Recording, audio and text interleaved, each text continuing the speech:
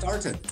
Essentially, there's like three parts I want to talk about today, and it's building towards the overall topic, which has the two main elements of innovation and purpose-driven. So we'll first look at what innovation actually means, and it's very straightforward and simple. I mean, you all, I think, know and have an idea of what innovation means. So we'll just go through a definition and look at a little bit of what that means for business. We will then take a look at what purpose-driven means.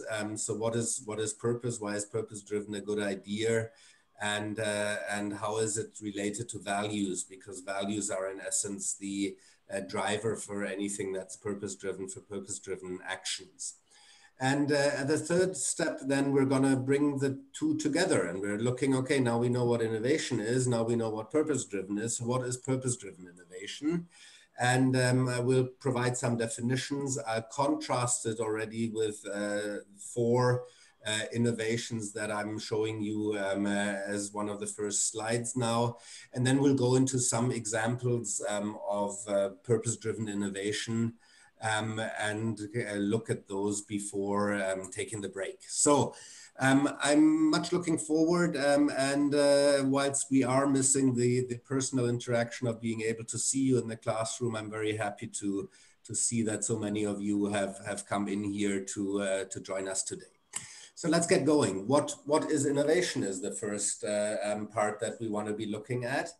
And in essence, I want to show you a few examples of innovations. Of course, they have been, changing many people's lives and have been very impactful. But as we'll see later on, these innovations could have been very much purpose-driven innovations, but some parts of them are not. And we'll use that to contrast what we mean between traditional innovation, or innovation as most businesses are viewing it, and as what we call purpose-driven innovation.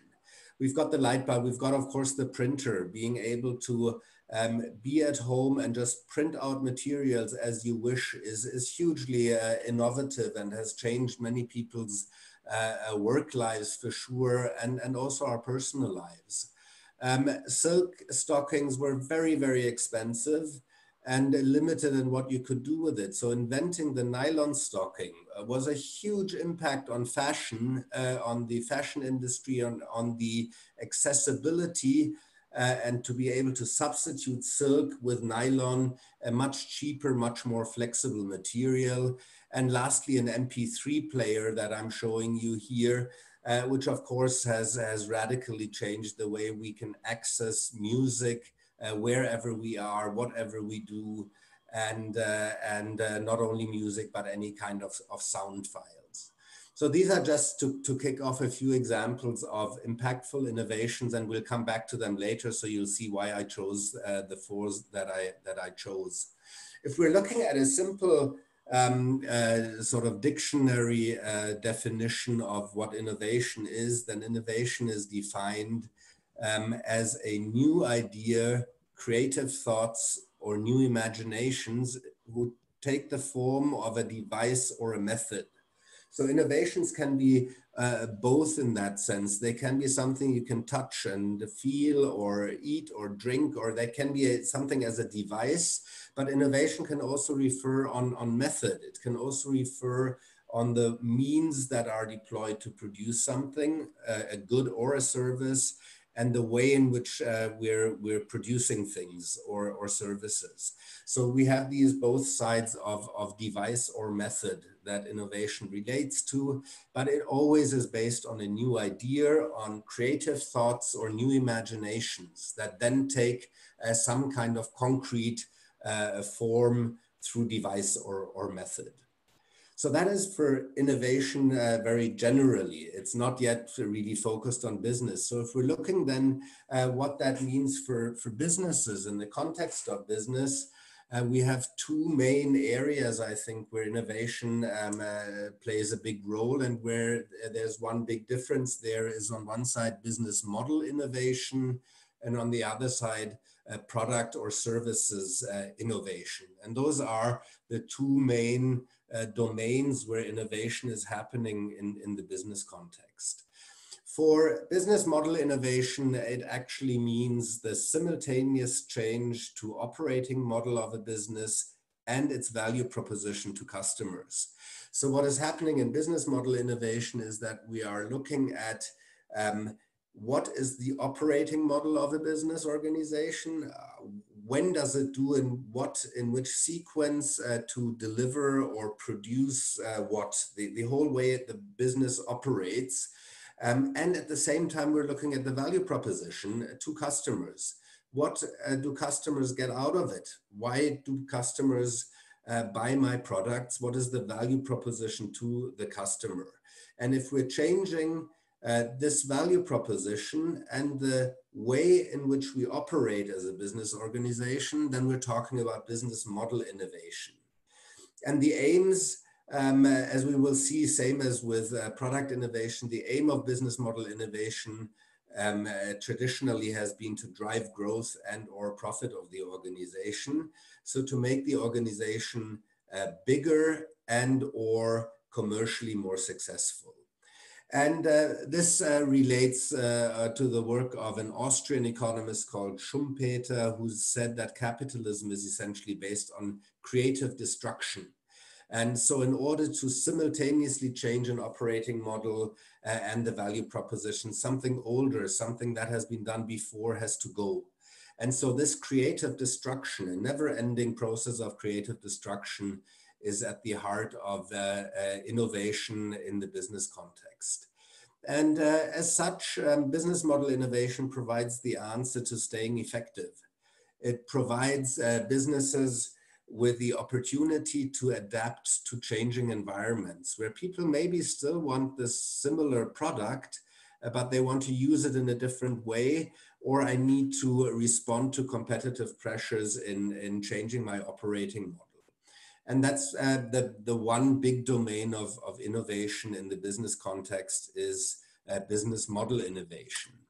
And secondly, of course, we have product innovation, and product innovation is based on developing new goods or services or new methods for producing goods and services. So we're relating here very strongly back to the overall definition, the dictionary type definition for innovation from the previous slide. And on the product innovation side, it's about methods or goods and services that are new, that haven't existed before. And the aim of that is the same as with business model innovation. It's driving growth and or profit for the organization. And the central element of it, again, is creative destruction, but it's creative destruction of products and services rather than of the modes in which we're operating to produce them. The answer that product innovation provides, I think, is in the first place an answer to commoditization.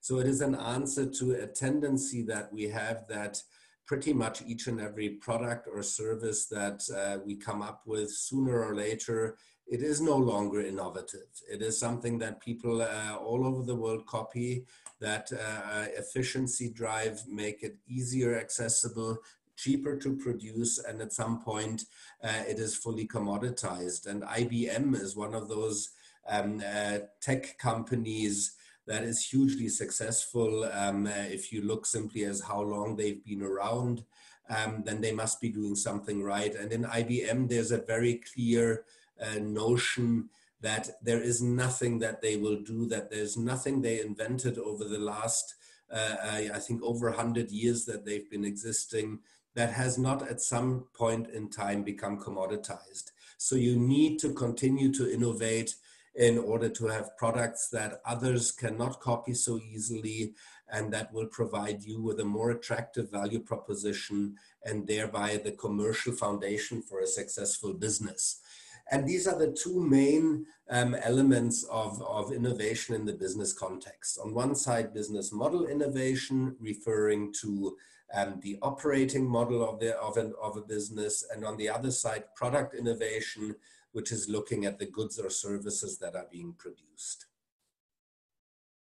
So that is just a quick introduction overview of what innovation in general means. And we're going now to the other side of the topic today. The question of what does purpose-driven mean? If we're saying purpose-driven innovation, then yes, innovation is a central part, of course, but the other element of the title for today's session is purpose-driven. So what is it that I mean when I'm talking about purpose-driven? Purpose-driven is related to challenges that we're facing and successfully addressing those.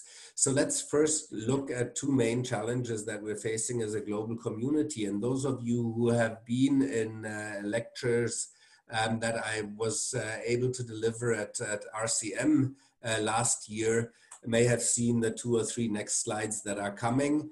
So that's a reminder for you. And for the others, let's quickly take a look at what purpose-driven, what we mean with purpose-driven in relation to the two main challenges we're facing as a global community. The first of these challenges is the environmental challenge. What you're seeing there is a solar system that I created on PowerPoint. We don't have it for real, as we all know. But essentially, the way we are living and the amount of resources we are consuming, we would need 4 planets. We would need the resources of 4 planets in order to sustain the lifestyles that we are enjoying. And of course, we all know we don't have those. We only have 1 planet, and we must learn. We have no alternative but to learn to live within our planetary means and to use the resources we have wisely. If we're looking at the 4 planets, that is the statistics roughly for wealthier lifestyles. So for the lifestyles that we have in OECD countries, or that the people that are better off in all over the world are consuming around 4 planets. Or the resources of 4 planets, while the global average is around 1.6. So no matter how you look at it, we are consuming more resources than we have, and in a sustainable way. And we need to learn to run economic activities in ways that are more sustainable, so that we can use this 1 planet that we have for longer than how we can use it the way we're currently doing it. And that, of course, is highly linked to innovation, right? Because we can see 2 ways of achieving that, 2 ways of moving towards living within the resources that we have.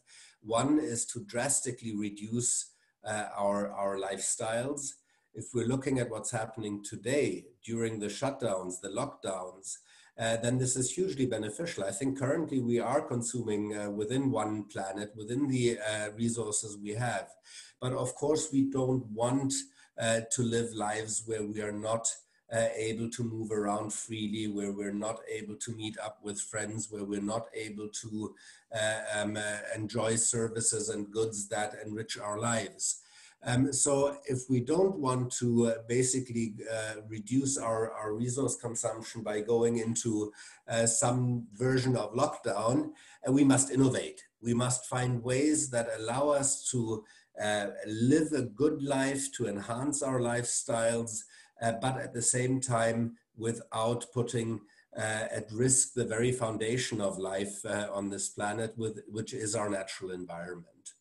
And I brought you 1 picture that you know much better than me where it is. If I saw it correctly, then this is the presidential palace in New Delhi. And this picture is taken in November 2018. And the picture on the right now you see is taken this month, is taken earlier in April of this year. So I think this highlights very clearly the environmental challenge that we're having. And if we're looking for, one of the positive outcomes that this whole corona epidemic may have, then it is that we're seeing how great the impact of our daily lives is on our natural environment. Just look at these 2 pictures, and the difference between these pictures really is that our human activity, our human emissions that we produce through the way we live have been reduced dramatically through the lockdown. So I think there's little to argue that we have an environmental challenge and that we need to innovate to address this challenge if we're looking at these 2 pictures. Now, the second challenge I want to talk about is the distributional challenge. And here we're talking about distribution of income, but not only distribution of income, but much more general, the distribution of opportunities in life. And the picture here in the background is actually not a photoshopped version of two pictures, but it is one single picture where on the one side, it's a picture taken in Sao Paulo in Brazil, where on one side you see a very posh, swanky, nice apartment building. You see they all got their whirlpools on the balcony. There's a tennis court there, and you know, very, very nice, luxurious flat. And on the other side, just separated by a high wall, you have the favela, which is the name for slums in Latin America or in Brazil. And you see people who are living in real existential hardship.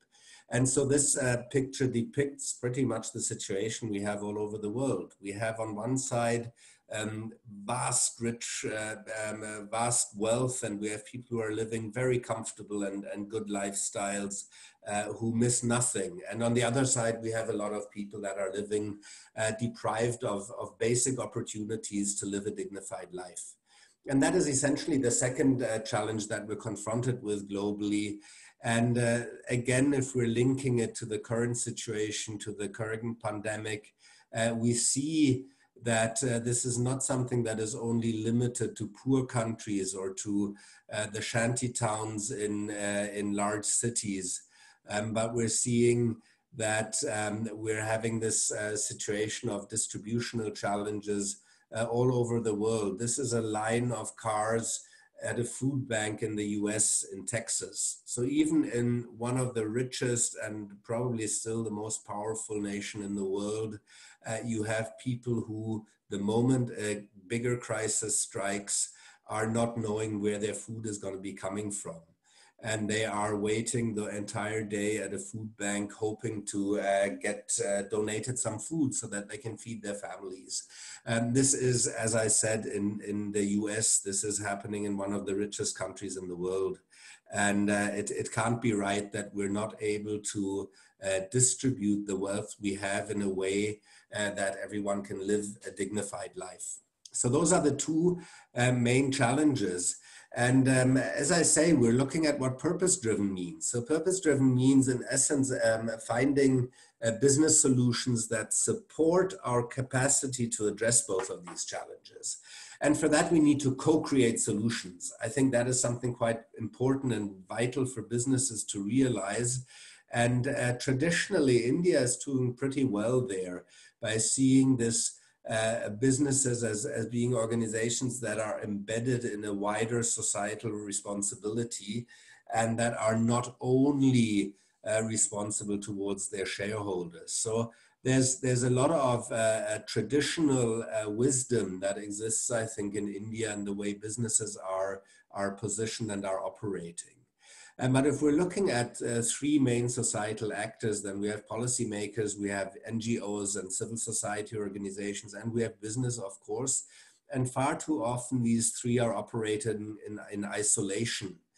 You know, the policymakers are saying, well, we will do so much more, but business lobbies are preventing us from being able to do the right things. And NGOs are blaming the businesses, that the businesses are only money-grabbing, greedy people who don't care for the externalities, for the effects that they produce on others. Whereas businesses say, well, you NGOs, you can talk easily because you never earned a dime in your life. You're just spending other people's money. So how are you telling us how we are supposed to run our business? And they're operating in isolation, and everyone tells the other that they are responsible for the challenges that we're facing. And this is not very productive. So what we need is we need more co-creation. We need businesses and civil society organizations and policymakers to collaborate and to see how can we make impacts towards solving these challenges that we're confronted with. The two macro ones are the environmental and the distributional challenge. And under those, of course, there's all the millions of difficulties and problems and things we need to address in order to live sustainable and healthy and fun and good lives. And we're getting there, but still breaking these silos and viewing a role of business to play in being an innovator in collaboration with policymakers and the nonprofit and civil society sector is something that we still need to progress on. But business has this role, of course, to be an innovator. If we're looking at societal parts, actors, and players, and we find that that businesses are the drivers of innovation in our societies. Businesses are the more agile and the more creative organizations. At the same time, we find that policy making, large-scale funding of fundamental research is hugely important for innovation. I think there's the example that's quite famous of the smartphone. If you're looking at the smartphone, every central technology in the smartphone was developed by government-funded research programs. But then businesses picks up those research results and picks up those ideas and turns them into products. And that's the role that business has. But the touch screen was developed by government-funded research programs. GPS, of course, developed by government-funded research programs. And the internet, developed by government-funded research programs. So we need to see that we have an interdependency here. It is wrong to assume that business can innovate and develops all these innovations all by themselves. Government funding has a huge role for the fundamental research programs, for providing funds in order to lay the foundations. And then business can come and can pick up some of those research results and turn them into products. And but we need this collaboration. We need co-creation of solutions for being purpose-driven in our innovation. So purpose-driven describes activities that are anchored in strong values to make positive impact on challenges we face. That is how we define purpose-driven activities. They are activities that are anchored in strong values to make positive impact on challenges we face. So we have one new key term in this definition, which is values. And so there's just 2 slides, I think they are, to quickly look at what we actually mean with values, what values are. Values can be defined as subjectively desirable and perceived as positive characteristics of qualities of people, actions, and things. So values are generally something that is seen as desirable. Values is something good, and they describe characteristics or qualities of people, actions, and things. And now when values are at play, then values achieve general acceptance, and the general acceptance then turns into norms from which we derive thought patterns, action patterns, and character traits. So every one of us is to some degree value driven. The question are which values drive us as cultural, as from a societal perspective. Different cultures develop different norms, but we all develop norms that then drive our thought patterns and how we act and what characteristics we demonstrate. And as the next step, then we have the question of what values actually do. Values allow our decision making. Values, people take decisions based on values and doing that in expectation to produce desired outcomes.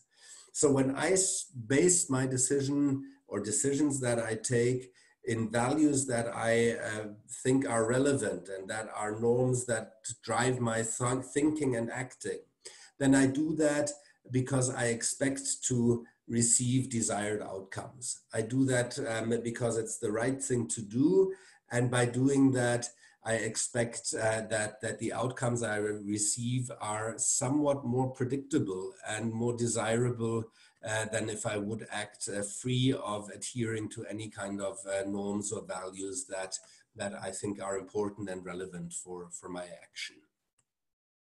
When we're looking now what that means for business, this very general introduction on what, or definition on what values are, we have three levels there why this is relevant for business. And within the business, it is, and that is central for today's session here, and values are central, absolutely crucial for strengthening the innovative capacity of business organization.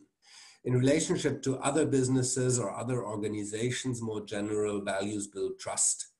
If I know that a business partner is adhering to values, if I know that they will not try to take a shortcut when they can, if I know that they will not try to take advantage of me as their business partner just because I forgot something or because I made a mistake, if I know all of this, if I know my partners are acting on values, I will build trust. And trust, of course, is a hugely relevant and important lubricator for business relationships. Without trust, doing business becomes much more expensive and much more time consuming and much more difficult to set up deals because I don't have this lubricant that allows me to reduce transactional efforts and transactional costs. And thirdly, also values are very important for a business in relationship to wider society. Values for a business organization earn legitimacy from wider society. So that means that not only do I think, do I have the the well-wishing of my direct customers or of business partners, of those people who depend to some degree on my success, but I can earn legitimacy from society overall. I can reach a state where in general society thinks this business is good to have. We're happy that this business is in our community. And that, of course, creates a lot of goodwill and a lot of benefits for the business organization to be seen as a desirable organization within society overall. So values are very important for businesses. Values are important as a driver for purpose-driven business activities. And if we're looking at the topic of today, they're strengthening innovative capacity in a business organization. And they're doing that in mainly four forms, which is firstly to strengthen the feeling of togetherness. And that is important because most innovations emerge as team efforts. They provide sense making. So values allow me in an organization to know why I exist as an organization and what I'm there for. And through that, they enhance employee engagement. And of course, innovation depends on engaged employees. And strong values allow me in an organization to benefit from diversity. If I have strong values in the organization, benefits from diversity will emerge because people know I can be different here, but yet I can trust that we have this foundation of shared values. We stand on the same platform, and on this platform, I don't need to worry about being different, but I can bring in my differences into something to create something bigger because I know that we're sharing these fundamental values. So values allow organizations to benefit from diversity, and through those points, innovative capacity is strengthened substantially in business organizations. I'll provide you one quote on values here. Every one of you have heard of this gentleman's brother, but very few have heard of him probably. This is Roy Disney, the brother of Walt Disney, who was very much the business side of his brother's Walt Disney's creative side. And he said, when your values are clear to you, making decisions becomes easier.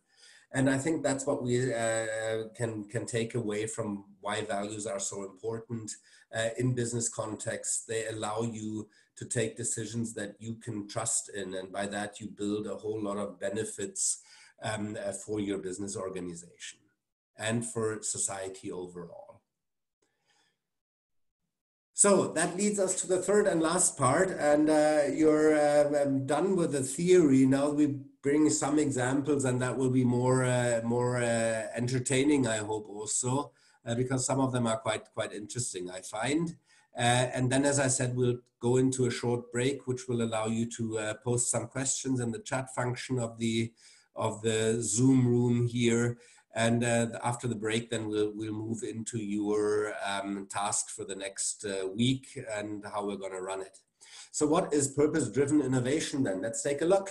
If we're contrasting it to sort of the traditional way of looking at business innovation, then business innovation, as we said in the one of the first slides just now before, aims at innovations that drive growth and or profit for the business organization.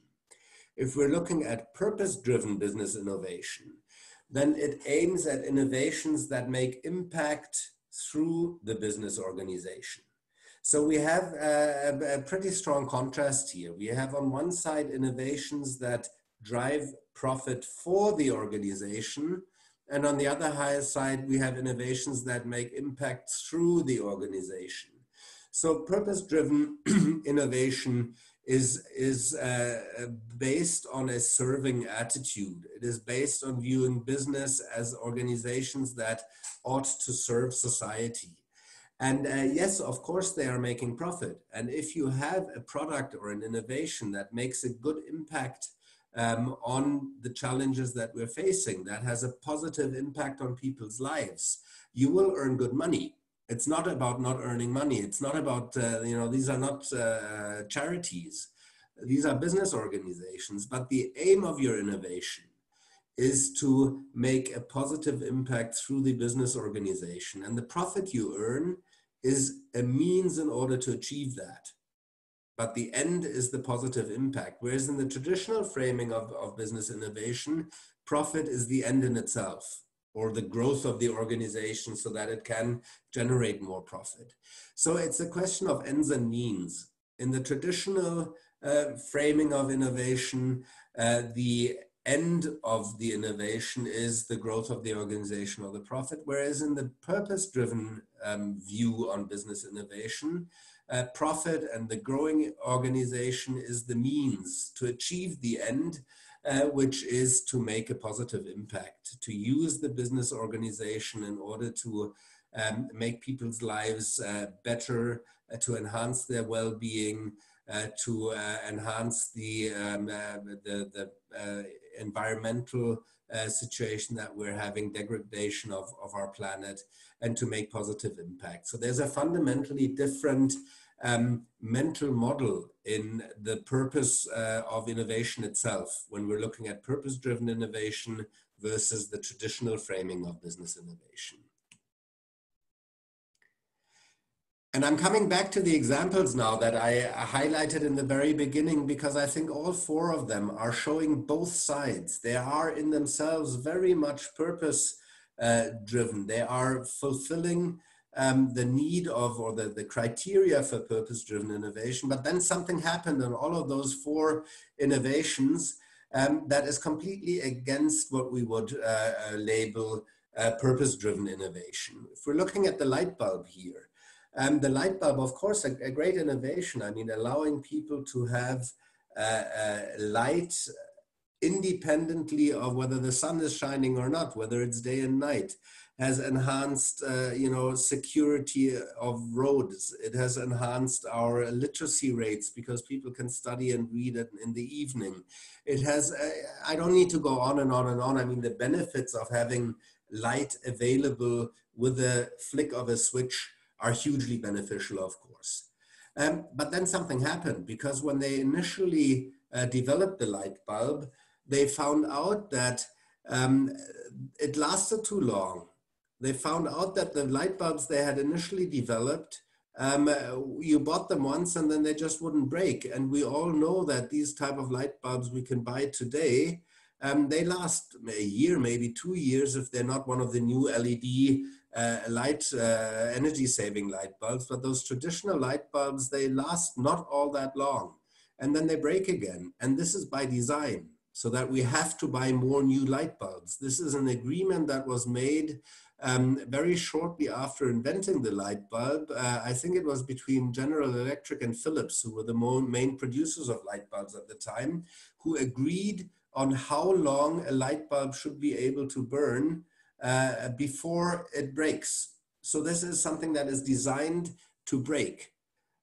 This does not make sense. It certainly doesn't make sense in our framing of a purpose-driven innovation, where you're saying we're trying to address the environmental challenge in this case, when we're producing things that will break. And I bring you, before we go to the other, I got an example here. This is a picture, and we can go to the webcam, of the world's oldest light bulb. This is a light bulb that was produced before this agreement came into action, that light bulbs are produced in ways that they break after a certain amount of time. And this light bulb here is 119 years old, and it's been burning continuously ever since. And I'm showing you, there's a little website for this light bulb even, which you can see here, and there's a webcam on it. So this is an actual picture of today.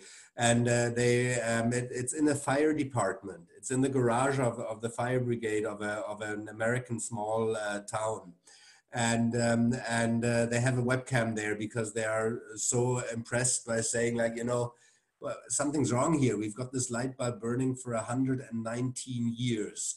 And purely because of the design of the light bulbs that came afterwards, they last a year or a couple of years, depending on how long you burn them, before they break. So that can't be right. And to go on with the next example, the printer here, a home printer. Same thing that's happening there. If you're looking at the error message that these printers are putting out, then they are designed to break after a certain amount of printouts. They have a counter built into the machine so that after, depending on the machine, a few thousand prints, it will send you an error message that this printer is broken, even though it would be functional still, purely to force us to buy a new machine.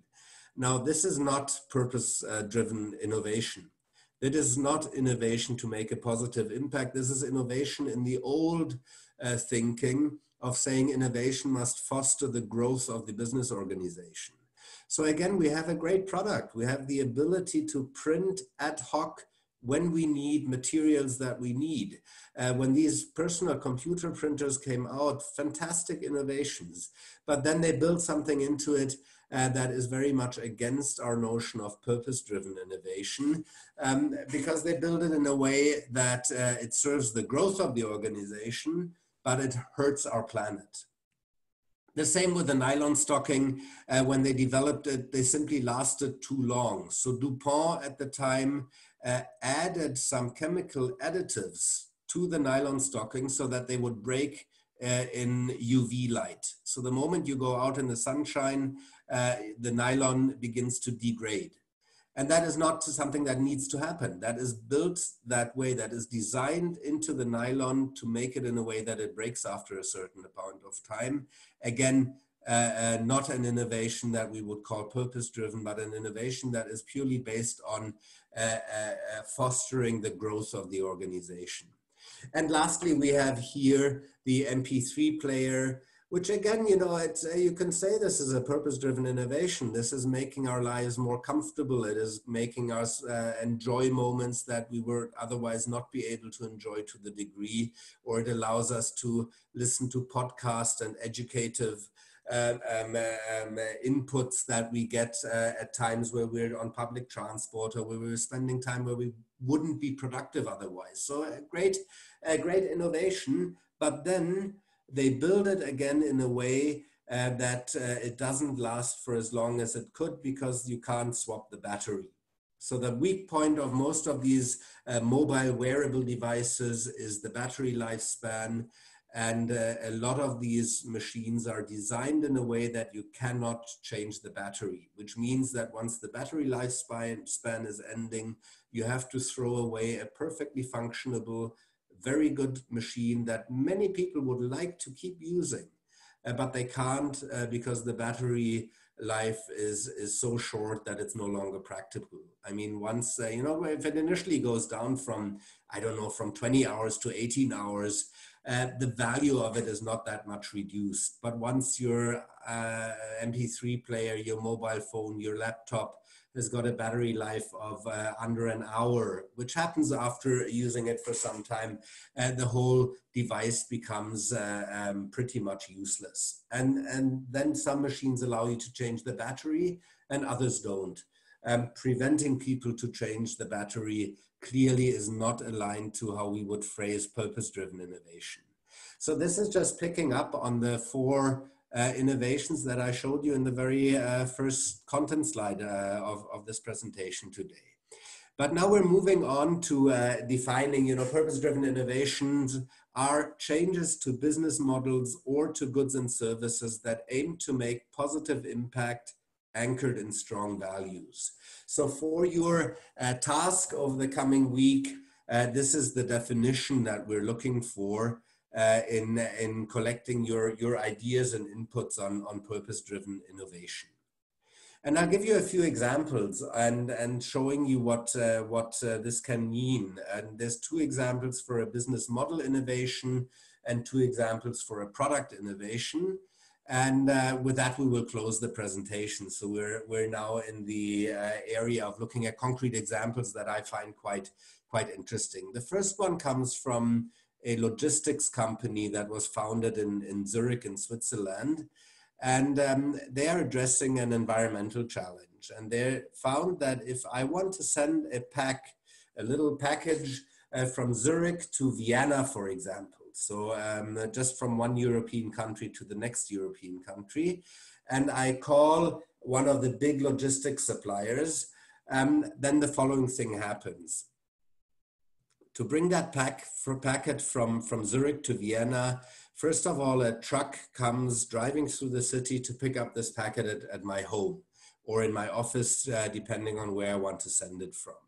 Then this truck is driving to the airport in order to bring it to an airplane. And this airplane then flies, depending on whether you're using, which one of the big logistics companies you're using. They're flying it to their distribution centers, which are either near Paris or Liège or Cologne.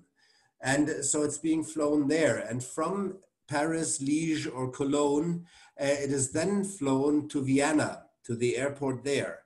And from Vienna airport, it is again picked up by a truck and brought to the final destination address. So that is the way that a packet moves from Zurich to Vienna, crossing half of Europe by airplane and being picked up and delivered to the final destinations or the pickup place by a truck. And now there were these entrepreneurs in Zurich who said there's got to be a smarter way of doing this. This is not very efficient. And they founded an organization they call Imagine Cargo. And they're delivering the same service. They're saying, we're bringing your packet from Zurich to Vienna, but they're doing it in a different way. And this is where the business model innovation, the way they operate, comes into place. Because Imagine Cargo sends a bike courier to pick up the packet at the pickup station, be it your home or your office. And from your pickup location, the bike courier will bring the pack to the train station, to the local train station. And then the train brings the goods in the overnight train all the way to Vienna. And in Vienna, again, a bicycle courier picks up the package and brings it to its final destination. Now, through this new way of thinking about delivering the pack, through this innovative business model, Imagine Cargo is charging the same price and they're taking the same time as the conventional delivery, but they have a 98% reduction on CO2 emissions. Now, you remember the picture of the presidential palace in New Delhi from 2 years ago and from this month. And that is this 98% reduction in CO2 emissions. This is a type of innovation that we need in order to address our environmental challenges. And it is a great example for rethinking an operating model, for rethinking this concept of bringing packs to huge distribution centers, flying them all around Europe to then fly them back to another place. when you have a rail network that can deliver the same thing faster, more efficient, and with a lot less environmental negative impact. Now, another business model that I want to show you that is innovative, and it's actually a company from Kenya in Africa that are currently looking into expanding into India. So it's a very interesting business model they have developed because they've seen that smallhold farmers cannot afford machinery, and because they cannot afford tractors and machinery, the yield that they get from their land is much lower than what they could. So they developed a model where a tracking device is placed onto the tractor, and where there's an app connecting the tractor and the owner of the tractor and smallhold farmers who need a tractor. And so via an app, either as a farmer myself or with a booking agent, I can book a tractor that comes only for the time that I actually need it at a very low cost. And then I don't need to own a tractor anymore, but I still get the benefits of having a tractor. And the tractor owner gets an additional income from his or her tractor.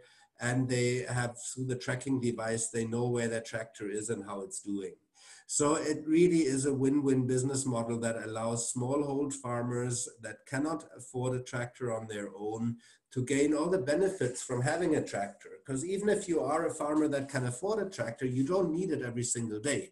So this is an example of sharing economy, certainly, and it is a very clever business model, innovative business model to say, how can we provide access to machinery that will enhance or grow the yield of smallhold farmers, which in many places of the world is essential in order to enhance the food security of the communities there. And now two more examples of product innovations. This gentleman is Jimmy Wales, and he is, of course, the founder of Wikipedia.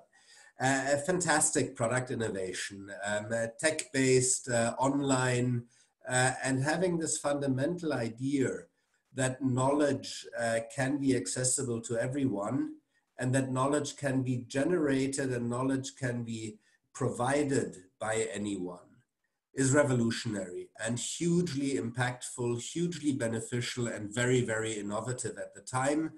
We thought that an encyclopedia must be controlled centrally by some publishing house and a big institution behind it. And we have, Webster, or we have the Britannica, and these big books need to sit on our shelves controlled centrally by people who own the knowledge.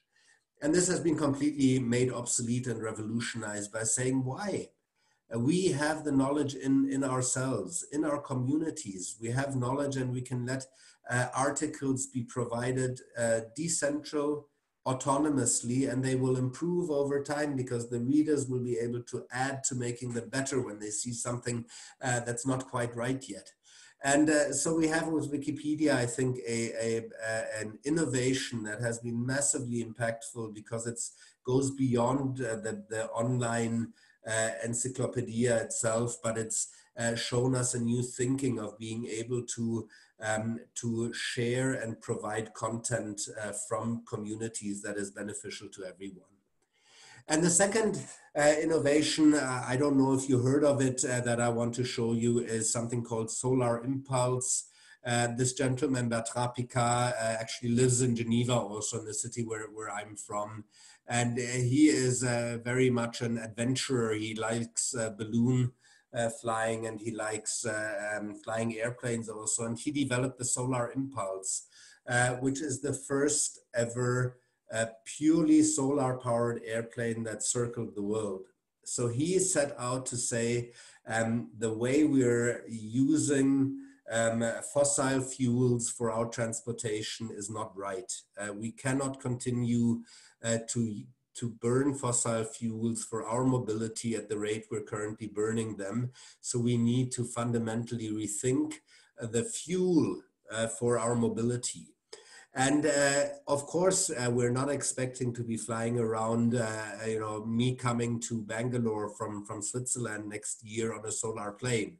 It's not about that. It was about delivering proof of concept. It was about delivering the the vision and the idea that we can have solar powered flight and that we can find alternatives to fossil fuels in order to ensure our mobility. So this is also an innovation that for sure is quite far away from being a direct product or a service that any of us can purchase, but it pushes the boundaries. It pushes the boundaries and it shows us that we can achieve things that we may have thought impossible not too long ago.